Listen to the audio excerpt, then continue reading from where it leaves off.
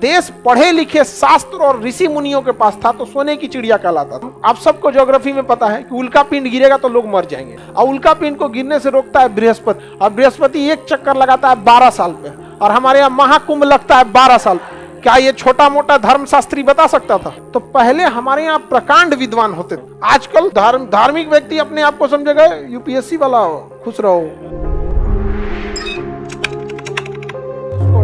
राम जी इधर से ही गए थे इसलिए इसे राम सेतु कहते हैं। क्या कहते हैं? लेकिन मुस्लिम और ईसाई परंपरा के हिसाब से यहाँ से आदम गुजरे थे इसलिए आदम ब्रिज। कि हमारे देश में ऐसा हो गया कि धार्मिक शिक्षा की ओर वह इंसान गया जो इस शिक्षा की ओर नहीं जा रहा था। तो आप देखिए इससे क्या हो रहा है ना कि धार्मिक जो चीज हो रही है उसमें सेलेक्टेड लोग नहीं जा पा रहे हैं, बल्कि वो लोग जा रहे हैं जो बड़े लेवल वाले चीजों में नहीं जा पाए किसी कारणवश।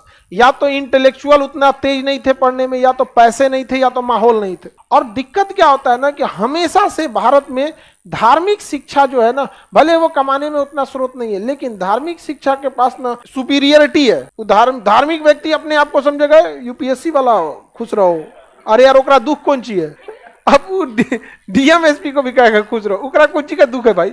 नहीं समझे यहाँ पे। तो धार्मिक शिक्षा जो है ना हम लोग के यहाँ ना बहुत ज्यादा, मतलब कहिए तो धार्मिक शिक्षा भी एक जो उसका भी अगर एक टेस्ट होता ना, जैसे यूपीएससी का कैसे एग्जाम होता है कि सारे ग्रेजुएट डीएम नहीं बन सकते, वैसे ही आप धार्मिक शिक्षा लीजिए। आप मुस्लिम है तो कुरान याद कीजिए, हाफिज बन जाइए, शास्त्र याद करके आप शंकराचार्य। लेकिन फिर जब आप दूसरे को ज्ञान देने आइएगा यहाँ पे तो वहां एक परीक्षा होता है। मुसलमान का ही लो, दूसरा को मत दो, हिंदू धरो अपने लो। इससे क्या होगा ना कि जैसे समाज में पढ़े लिखे तो बहुत हैं, लेकिन उस पढ़े लिखे का मत के एकदम से यूपीएससी बीपीएससी निकाला जाता है, डायरेक्ट नहीं निकाला जाता। उसी तरह अब उसमें भी एक मत के निकाले तो और बढ़िया देश जाएगा। वरना जब देश पढ़े लिखे शास्त्र और ऋषि मुनियों के पास था तो सोने की चिड़िया कहलाता था। कहीं ना कहीं वो ऋषि मुनि अनपढ़ नहीं थे, बहुत ज्यादा पढ़े लिखे थे। और बहुत ज्यादा पढ़े लिखे लोग और कम पढ़े लिखे लोग एक साथ अगर रहेंगे तो कम पढ़ा लिखा वाला ज्यादा बोलेगा और पढ़ा लिखा वाला चुप हो जाएगा। और ये प्रक्रिया अगर लंबे समय तक जाएगी तो पढ़े लिखे लोग दब जाएंगे, अधजल गगरी छलकत जाए वाला ज्यादा उड़ने लगेगा। यहाँ पे यही हो रहा है आजकल, यही हो रहा है यहाँ पे। वरना हमारे देश में ऋषि मुनि जब थे सब कब का, हमारे यहाँ देखिए आप सबको ज्योग्राफी में पता है कि उल्का पिंड गिरेगा तो लोग मर जाएंगे। ससुरा उल्के पिंड से डायनासोर मरा था सब, और उल्का पिंड को गिरने से रोकता है बृहस्पति, क्योंकि उसे वैक्यूम क्लीनर कहते हैं। और बृहस्पति एक चक्कर लगाता है 12 साल पे, और हमारे यहाँ महाकुंभ लगता है 12 साल पे। क्या ये छोटा मोटा धर्मशास्त्री बता सकता था? प्रकांड विद्वान बता सकता था? तो पहले हमारे यहाँ प्रकांड विद्वान होते थे, एक से एक ऋषि मुनि होते थे। आजकल चलिए तो रामेश्वरम, चलिए ध्यान से समझिए। रामेश्वरम जो है ना, यहाँ पे राम जी के वजह से इसका नाम क्या हो गया? रामेश्वरम। हाँ, रामेश्वरम यहीं से गए थे राम जी। कहां पे? लंका। और रावण को अहंकार ज्यादा हो गया था, डूब गया बेचारा अहंकार लेके, अपना पूरी तरह से चौपट हो गया।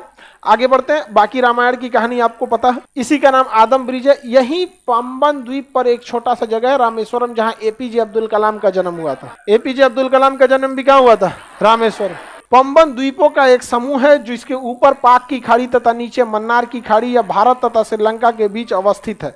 यह द्वीप जो है कई सुनामी की वजह से कई द्वीप क्षतिग्रस्त हो गए हैं। इसका सबसे प्रमुख भाग रामेश्वरम है, जहां एपीजे अब्दुल कलाम का जन्म स्थल। पौराणिक मतलब मान्यताओं के से राम जी इसी रास्ते से क्या हुए थे, गए थे। यह इसके जैव विविधता की दृष्टि से बहुत ही संवेदनशील है। यहाँ का पानी उथला हुआ है, जिस कारण यहाँ से समुद्री जहाजें नहीं जा पाती हैं। सरकार की योजना है कि यहाँ से इसे गहरा करके समुद्री जहाजों को ले जाने के लिए रास्ता बनाया जाए, किंतु यहाँ 2 अड़चन आ रही है। धार्मिक मान्यता के हिसाब से यह राम जी का सेतु था, अतः इस पर एक धार्मिक कारण है। दूसरा, एनजीटी नेशनल ग्रीन ट्रिब्यूनल का भी कहना है कि यहाँ पर डॉल्फिन, व्हेल तथा बहुत सारे जीव उथले पानी में रहने वालों का निवास स्थल है। अगर यहाँ से रास्ता बना देंगे तो उन लोगों का निवास स्थल भी क्या हो गया? बाधित हो जाएगा। अतः यह बहुत ही हॉट स्पॉट बना हुआ है, संवेदनशील जगह है।